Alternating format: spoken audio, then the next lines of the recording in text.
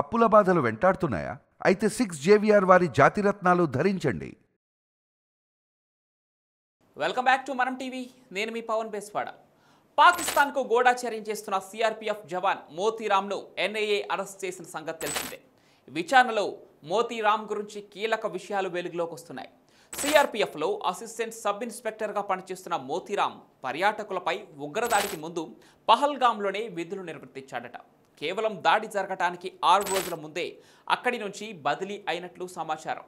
ఇక 2023 నుంచి మన సైనిక దళాల సీక్రెట్ ఆపరేషన్లు, భద్రతా మోహరింపులు ఉన్న ప్రాంతాల సమాచారాన్ని అతడు పాక్కు చేరవేసినట్లు తెలిసింది. అందుకు గాను లక్షల్లో డబ్బు తీసుకొని భార్య అకౌంట్కు తరలించినట్లు తేలింది. పహల్గామ్ ఘటన తర్వాత పాక్ గూఢచర్యంపై నిఘా సంస్థలు అప్రమత్తమైన తర్వాత మోతీరామ్ ఆన్లైన్ కదలికలు అనుమానాస్పదంగా ఉండటంతో కొంతకాలంగా అతడి సామాజిక మాధ్యమ ఖాతా మీద సిఆర్పీఎఫ్ నిఘా పెట్టింది. ఆ తర్వాతే అతడు గూఢచర్యానికి పాల్పడుతున్న విషయం వెలుగులోకి వచ్చింది.